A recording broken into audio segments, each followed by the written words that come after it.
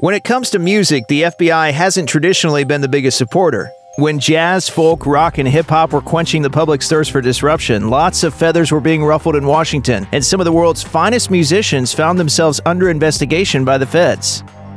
Everyone from Barry White to Blondie has had a crack at Richard Berry's 1957 calypso classic Louie Louie, but it's the Kingsmen's 1963 version that most people know, partly because it prompted a whole heap of hysteric moral outrage upon its release. That wasn't by design, however. Singer Jack Ely had to contend with a mouthful of braces and a microphone that hung too high from the ceiling while recording, and the band played a little too loud. The resulting vocals were mostly incomprehensible, but just suggestive enough to send conservative parents and the moral outrage-hungry FBI into meltdown. After 2 years in the lab and a 119-page report, the subsequent investigation yielded diddly squat in the way of anything concretely obscene. Louie Louie is actually just a song about a sailor and a girl he really loves, but that didn't matter. The track's subversive nature had already become legend. Bands who covered it either mumbled their way through or made up their own lyrics, and kids ended up hearing what they wanted to hear. Best of all, there actually was a proper obscenity staring the feds right in their faces all along. About a minute in, you can hear a muffled four-letter word that was exclaimed by drummer Lynn Easton after he dropped his sticks. Honestly, it's a wonder teenagers around the country didn't pledge their allegiance to Satan right there on the spot.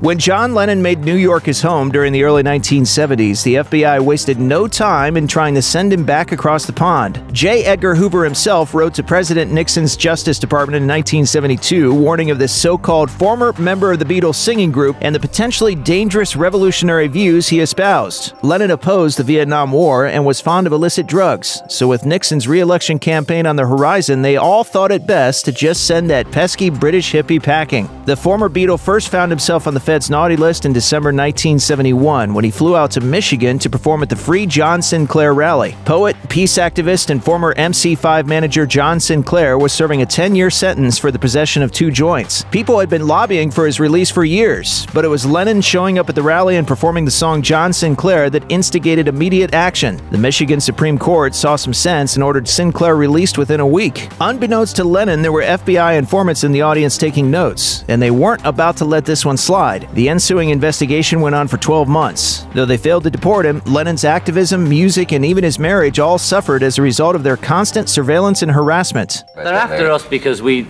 talk about peace, you know. I mean, because we want peace, you know.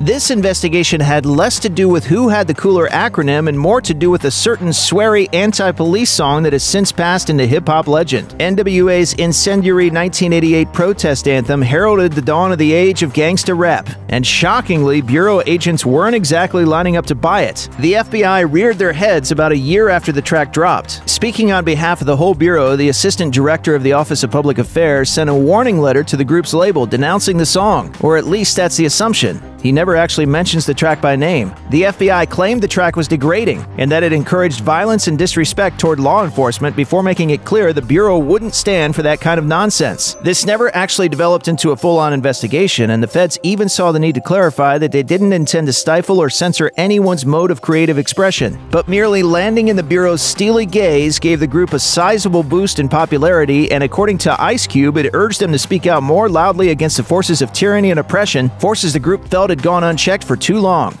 And it didn't crack us, break us, turn us into punks. It made us stronger. Make us bite our tongue. It just made us stand up even more.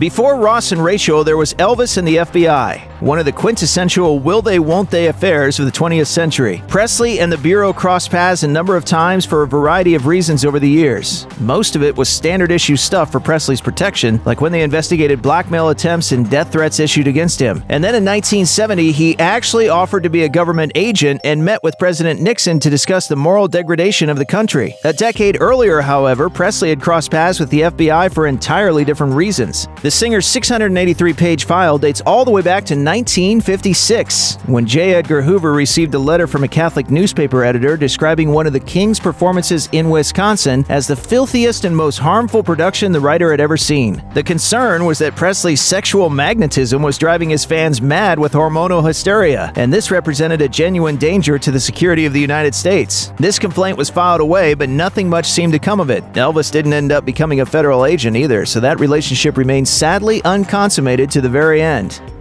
Considering the band's most well-known song is, in part, a sincere ode to the miracle of magnets, the ICP faithful are a surprisingly devoted bunch. Juggalos have attracted their fair share of ridicule over the years, warranted or not, and it's probably been suggested more than once that being a fan of the band should itself be a criminal offense, and thanks to the FBI, it actually kind of is. Since 2011, the FBI has classified the Juggalos as a loosely organized hybrid gang. That doesn't mean the feds are going to bust down your door for spinning Hocus Pocus one too many times, but the duo have claimed that fans have experienced legitimate discrimination by employers, the military, the courts, landlords, and law enforcement as a result of that gang designation. It even got so bad that ICP sued the FBI in 2014 in an attempt to set things straight. The suit was initially dismissed, then successfully appealed in 2015. They then filed a new lawsuit, but that one was thrown out in December 2017. Yeah, that has big repercussions, man. That's not just something they said one day. That's and the thing is, whatever, it's died down, but we're still not off that motherfucker, man. There probably aren't many situations where you can comfortably say Violent J and Shaggy 2 Dope are the most reasonable adults in the room, but that does seem to be the case here. There are always going to be a few bad clowns in the clown car, but to saddle a whole fan base with a label this damaging seems like yet another instance of the long arm of the law poking around where it doesn't belong.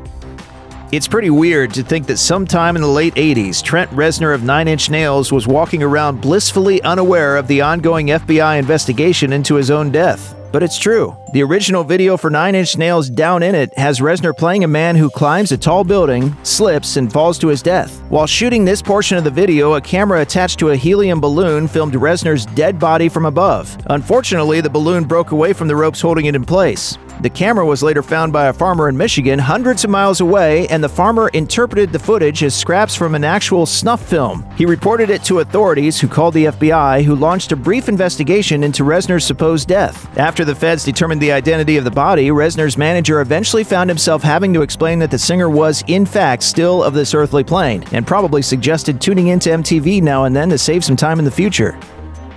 Throw a pair of penny loafers in any direction in 60s New York and you'd probably hit a politically active folk singer. But Phil Ochs might have been the most resolute of them all. The fact that he's mostly an unknown figure in today's musical and cultural landscape is a real shame, but maybe not all that surprising considering the long dark shadow the FBI had cast over his tragically short career. Ochs was convinced he was being monitored by the FBI for years, but people just thought he was paranoid and delusional. Sadly, he was also an alcoholic, which some thought lent credence to that line of thinking. But he was absolutely right. The feds had been keeping an eye on him since the early 60s when he would perform his politically charged music at protest rallies. On top of all that, he was also mugged and strangled in Dar es Salaam in 1973, losing some of his vocal range as a result, and always suspected that the US government had been behind that one too. Mindless paranoia? Well, he was right about everything else. Unfortunately, Ochs took his own life in 1976 at the age of 35. The feds investigated him right up to the end, but he never once committed a federal crime.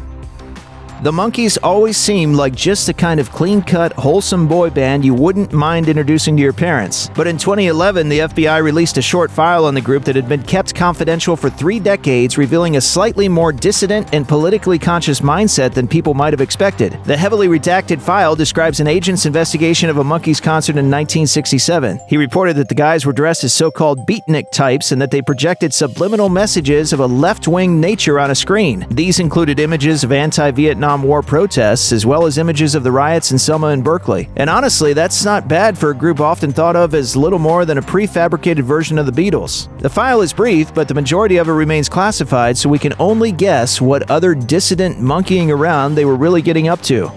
The FBI's counterintelligence program sought to preserve the status quo by any means necessary back in the day, sniffing out and quelling anything that even vaguely resembled dissidence or communist sympathy. Black liberation and civil rights groups were hit particularly hard, and a number of sympathetic jazz musicians found themselves with a target on their backs. Duke Ellington was one such undesirable, and he was dogged for a remarkably long time despite a relatively benign track record. Essentially, Ellington was investigated for performing at progressive benefits the feds deemed suspicious, starting with the All Harlem Youth Conference in 1938. The focus of the conference was unemployment, and President Roosevelt had expressed support for it, but the FBI still saw fit to label it a communist front, and Ellington a potential threat by association. In reality, Ellington was adamantly anti-communist and made no bones about it, even penning a magazine article titled "No Red Songs for Me" in 1950. But that didn't seem to make a bit of difference in Uncle Sam's eyes. Ellington would go on to be monitored for almost 4 decades.